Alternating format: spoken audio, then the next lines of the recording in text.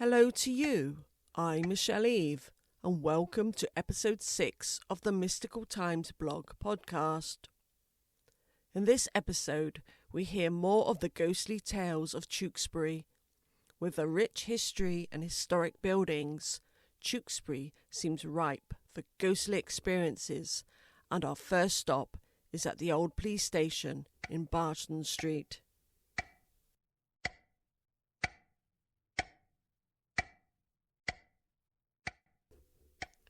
A reader to the Mystical Times blog website contacted me about his experience in Tewkesbury. I'll call him Doug. Doug told me that he had been a 20-year-old constable when he was transferred in 1967 to the then new police station on Barton Street. The police station was attached to 2 residential properties either side, and one of these buildings was a bed and breakfast for lorry drivers. Doug was settling into the new building, but it came to everyone's attention that the station cleaner was acting strangely. It was when she told the chief inspector that she wanted to leave that the chief inspector took her to one side and gently asked her why. It took a while for the cleaner to tell him that on several occasions she had seen an apparition on the upper floor who would walk straight through the wall. At first, the chief inspector did not take her claim seriously, and it wasn't until a detective sergeant, who, with 30 years' experience of working in the police, admitted that he too had seen the same apparition but had been too embarrassed to say anything. He knew the cleaner wasn't making it up, and he was keen for her to stay, hence him finally admitting to seeing the apparition too.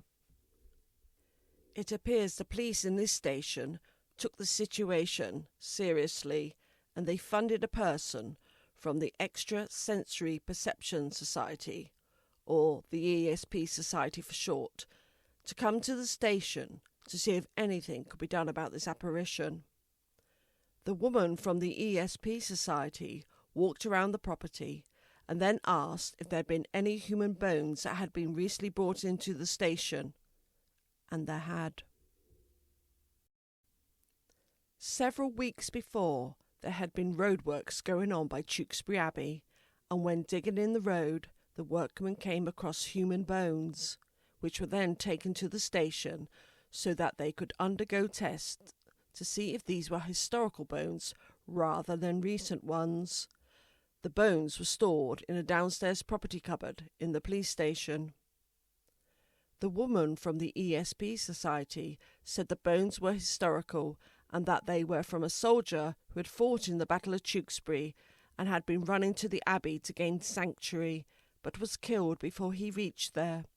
She even gave the name of the soldier and said because his bones had been moved, it had disturbed his spirit, and that's why the apparition was being seen. The police took this matter seriously and got the building exorcised.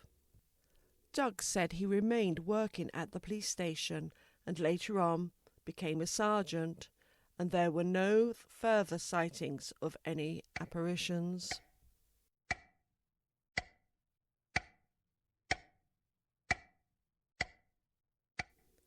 Now let's walk from Barton Street to the historic timber-frame terrace buildings that are by the Abbey on Church Street.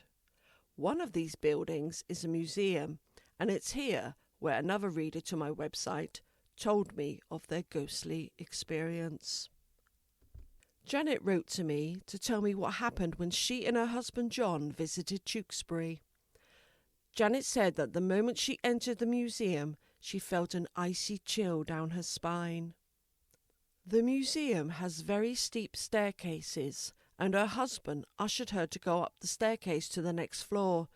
She sharply told her husband no, as she had a sense of foreboding if she were to go up those stairs.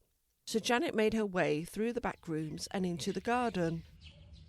There's a fantastic view of the Abbey from these back gardens, and Janet stood there for a moment whilst taking in the view. Her attention then went on to one of the gardens next door. She could see it was rather overgrown, and as she carried on looking, she saw a figure walking up the path in the garden. She thought it odd that someone lived next door, as it looked abandoned. She said the figure was dressed in a hooded woolen jacket that was red, yellow and blue. She was about to say hello when she realised she couldn't see a face.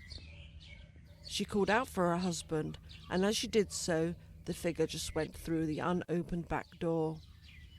Her husband wasn't quick enough to see this ghostly figure, but Janet says she'll never forget what she saw in that overgrown garden.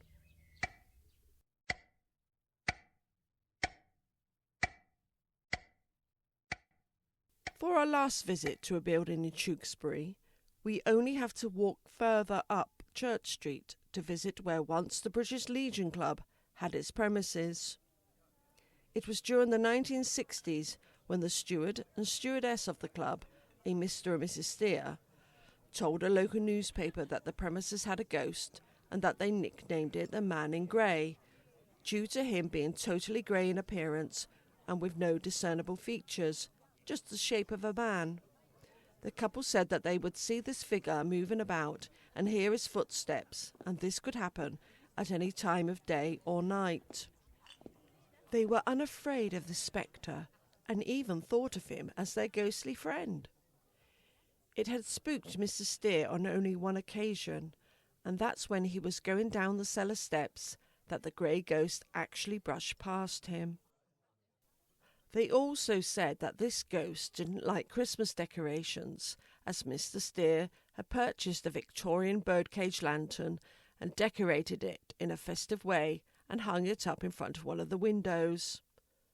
That night they heard a smashing noise, so they ventured downstairs to find the lantern had been smashed to pieces. Nothing else had been touched in the room. The apparition had also been seen in the bar area, and a club member said that the Man in Grey had walked past him on several occasions, and there had always been a coldness felt when this happened. Only one person had seen the face and clothing of this spectre, and that was Mr. Hackett. Mr. Hackett was filling in as club steward one evening as the Steers were having the night off. After the club closed that night, it was around 11:30 p.m. when Mr. Hackett was clearing up and doing the prep at the bar, and he noticed a man in the bar area walking towards the door. Mr. Hackett called out, "Where do you think you're going?" And the figure turned round to face him. Mr. Hackett noted that the middle-aged male face had sharp features and was wearing a monk's robe. Mr. Hackett said this figure just stared at him for a few seconds and then just disappeared right in front of him. Mr. Hackett said he wasn't embarrassed to say that this incident had thoroughly frightened him.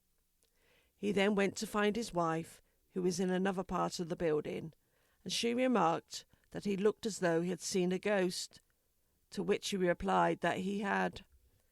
Mr. and Mrs. Steer said they were very happy to live side by side with the Man in Grey.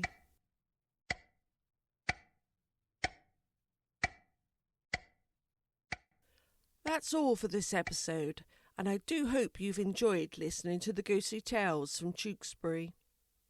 For the next episode, I'll be sharing some time-slip experiences, including one that has never been told in public before. And don't forget, if you've had a ghostly or paranormal experience in or around Gloucestershire, then please contact me at mysticaltimesblog@gmail.com. Till next time.